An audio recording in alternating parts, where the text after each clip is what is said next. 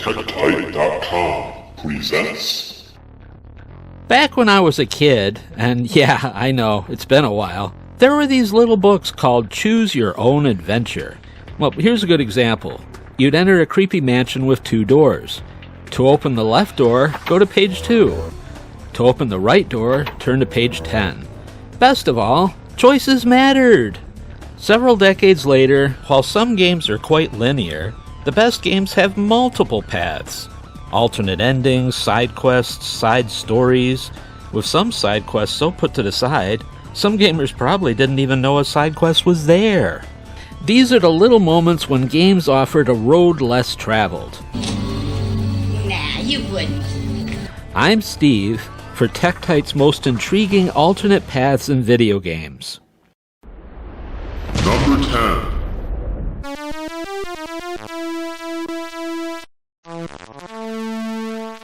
One of the first great action-adventure games I ever played was Karatica.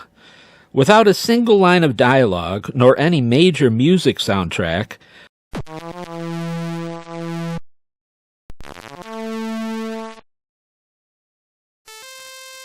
the story Karatica was able to successfully tell was nothing short of amazing, including the amazing ending. Who knew that a game as far back as 1984 would offer not only one of the first actual endings in video games, do an alternate ending? By the end of the game, you defeat the bad guy, save the princess, and get a happily ever after game message. No restart to the beginning with new enemies. You save the day. Game over. In a good way. Just don't approach the princess in attack mode. Gamers that wondered what would happen if they did were given a big surprise. The princess knows karate too. Game over in a bad way. Though do play again, the first multiple game ending. Cool. Number 9. While Deathloop reviews range from mixed to slightly positive, I have to give Deathloop credit for offering so many multiple things to do on what is supposedly the exact same day, over and over again, with multiple outcomes depending on what choices you make. Among my favorite is a side quest few people probably knew was there, involving a character called Pick Rexley. If you go to Carl's Bay and sneak into the right window at the right time of day, you'll come across a puzzle to solve, and another, and another. You finally find the combination to the door and open it to find a woman who, just like you, is one of the few who know the exact same day is repeating. What? Yes! Yes! Yes! Come on, yes! You're not good. No. I'm not like them. I can remember before. And just like your character Colt, the constantly repeating day is driving her crazy. You have 2 choices. Do what Pick wants and end her loop the easy way. Alright. I'm ready. You can kill me now. Or you can not shoot and just end loop yourself and save everyone, including Rexley in the process. The cool part, whatever your decision is, the game was patched with a real ending movie clip, and right next to you, marching with you into the real world, is Pick Rexley. She made it! Maybe if this was an easier side quest to find, we'd all be looking forward to Deathloop 2. Or maybe not. It was still a fun side quest, though. Now, get us out of here, Colt. Get us home. Number 8. Control, how could you let that happen? Back when interactive movies were very popular, among the most controversial was a vampire game called Night Trap. The task was simple. Look for whenever one of the apprentice vampires walked over a floor trap and press the trigger button to trap the vampire. Obviously, there were many outcomes to this, based on whether you defeated some or most or all of the vampires in the game.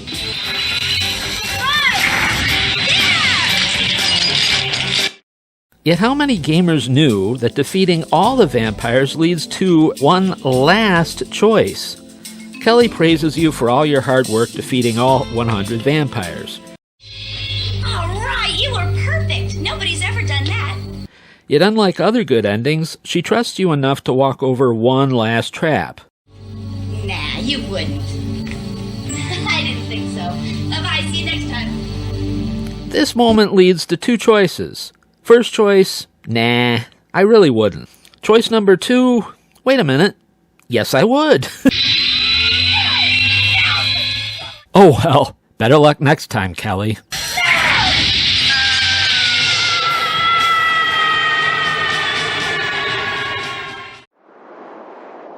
Number 7.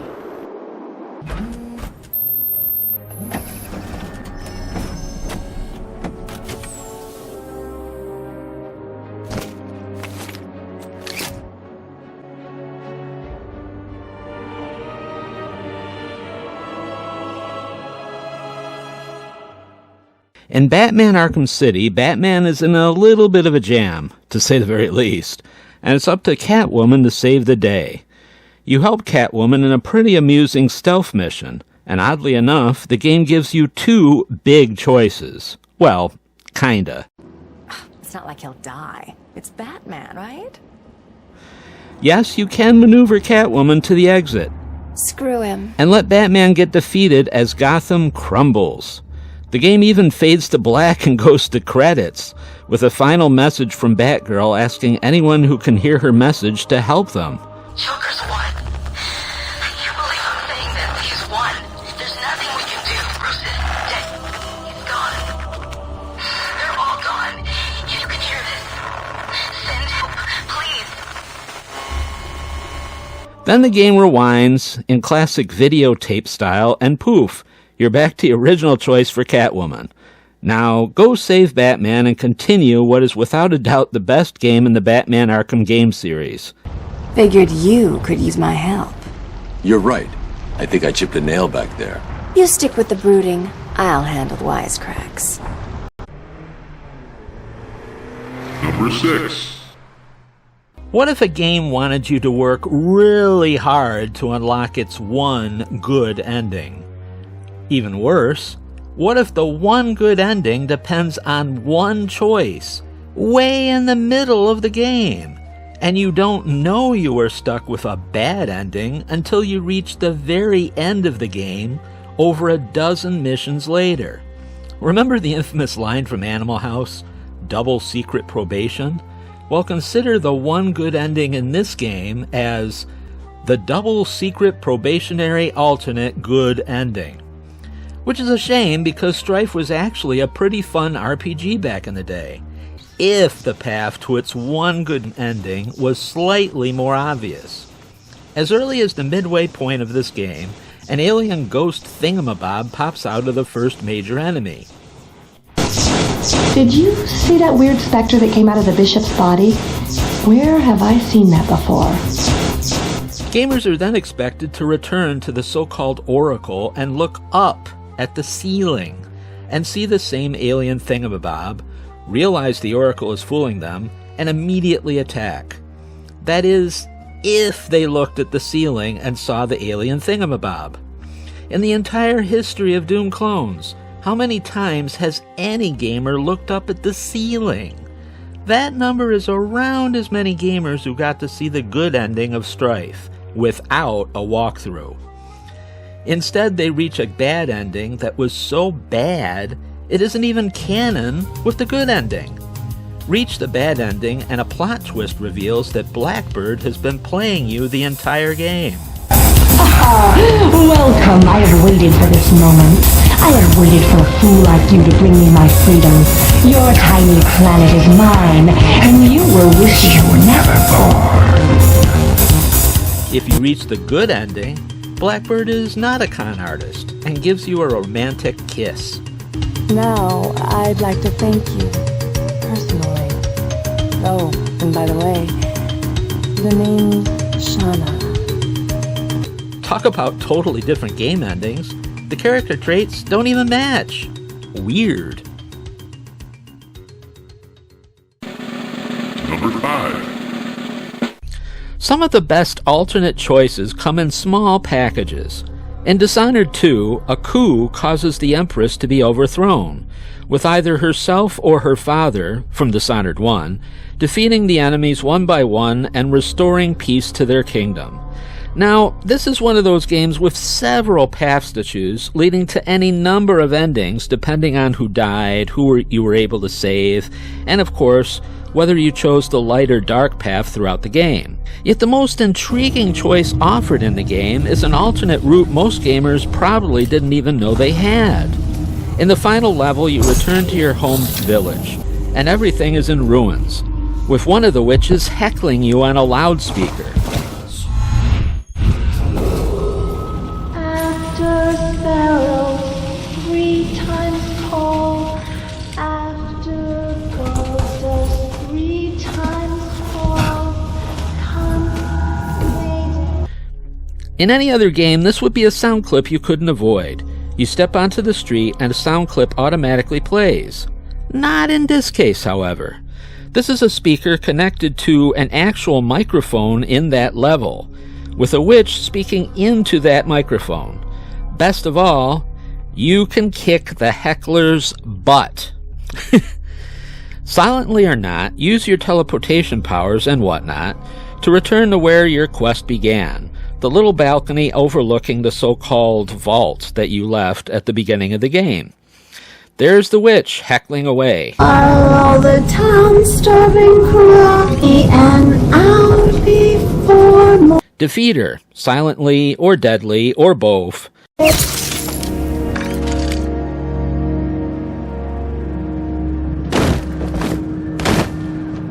And then have the added alternate choice of using the microphone to give a rousing speech that puts your kingdom at ease. To the people of Dunwall, those of you surviving here in the shadow of the tower where I was born.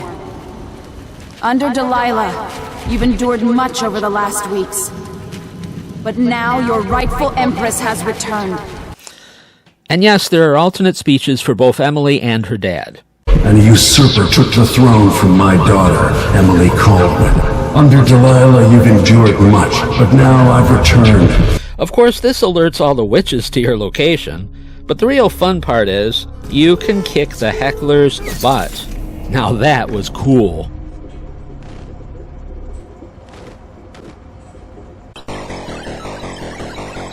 Number 4.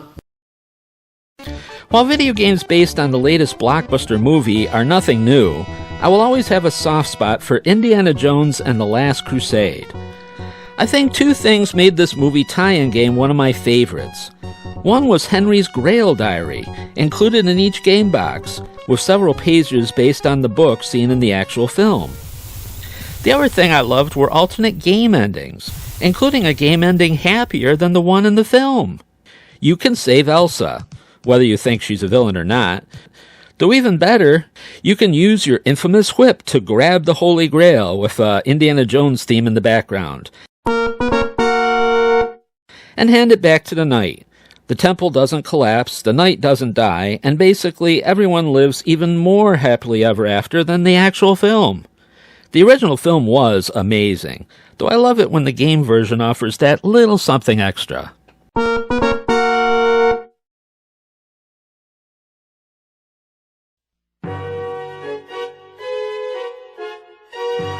Number 3.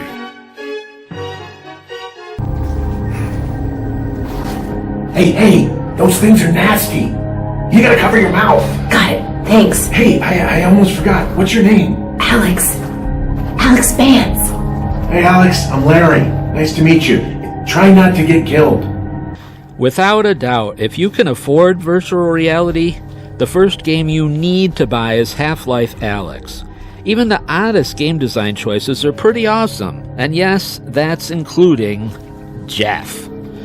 Sadly, around the middle of the game you're introduced to Jeff, and for several hours too many, the game suddenly becomes survival horror. See, he's totally predictable. But he will rip your arms off if he finds you.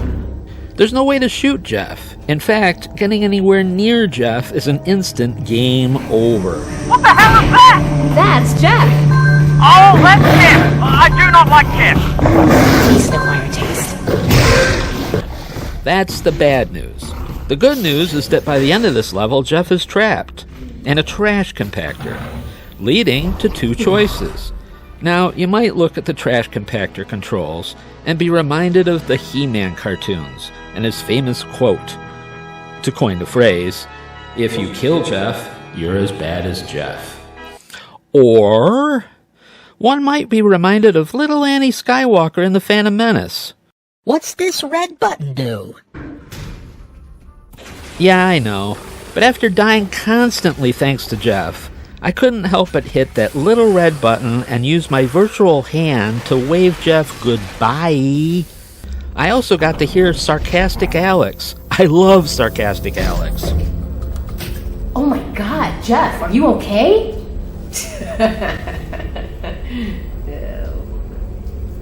Mind you, there are two choices here, and it's pretty cool the makers of HalfLife Alex allow gamers to make that choice for themselves. Whoa, what did you do to Jeff? Yeah, I trapped Jeff in a trash compactor. And then I crushed him. God damn! Well, I hope you came across some of the good stuff. See you around. Number 2. Okay, so you're not the goddamn Time Master, but you're Maxine Caulfield. And you're amazing. As a rule, when a game promises multiple game endings, there's the right ending and the wow, you really screwed up ending. If there's one big exception, it would have to be Life is Strange. Yeah, wow. How could this top 10 list not include Life is Strange? Max broke the space-time continuum to save her friend. If your friend lives, a whole town dies. If you save the town, your friend dies. This is my storm. I caused this. I caused all of this. I changed fate and destiny so much that I actually did alter the course of everything. And all I really created was just death and destruction. The only good news here, the game lets you choose what is, well, the least bad ending. Get that gun away from me, psycho! You can let your friend die so the town can be saved, or, aka, the needs of the many outweigh the needs of the few, or the one, Captain Kirk, blah, blah, blah. Or you can decide that the needs of your best friend do outweigh the needs of the many, or aka, the Captain Kirk can suck it ending. Seriously, it's pretty awesome that gamers don't have to accept the one game ending chosen by the game design studio, and instead can choose for themselves. In fact, not only have they finally made a sequel that continues this original story, but this sequel does not make either of these endings canon. So the gamer can organically choose which ending they chose in the first game, or would have chosen, within the sequel. So literally, your choice matters from the first game all the way to the follow-up story. Amazing!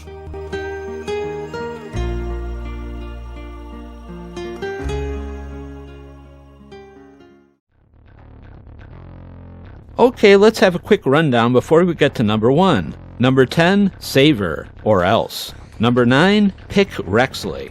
Number 8, Oh Yes I Would. Number 7, Let Batman Die. Just kidding. Number 6, Double Secret Probationary Alternate Good Ending. Number 5, Kick the Heckler's Butt. Number 4, Happier Ending Than the Original Movie. Number 3, Squish.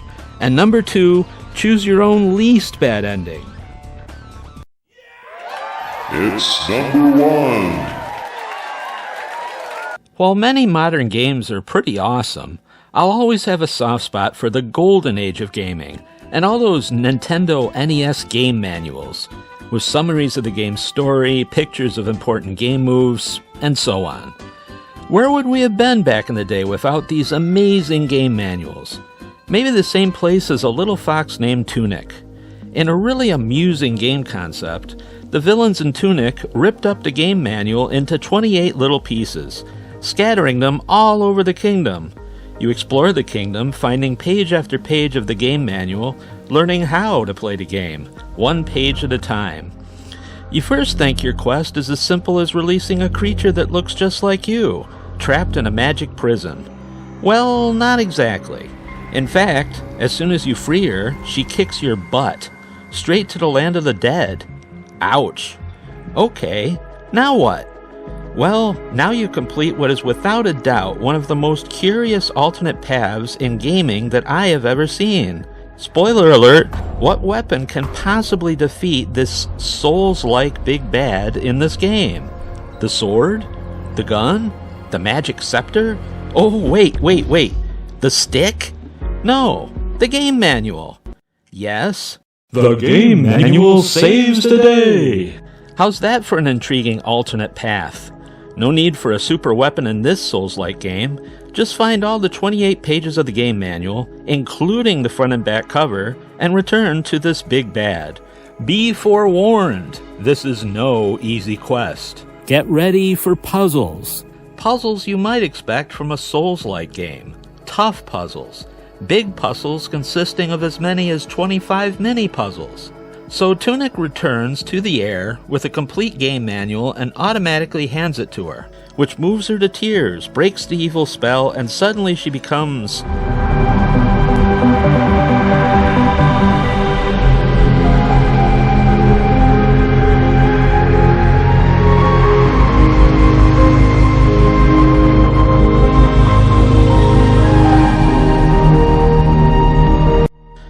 Mama Tunic? Okay, sure. The game goes to credits and shows all the fun times Tunic and Mama Tunic have together. Okay, maybe not Mama Tunic. Some gamers have broken the code to the alien-looking alphabet in the manual, so there are a lot of fan theories based on what is written. Some fan theories even claim that a young Tunic broke an infinite time loop, saving his own adult self. You know, this is my list. Let's stick with Mama Tunic. One thing is for certain, with any translation to this story. The game manual saved the day. Okay, cool. Until next time.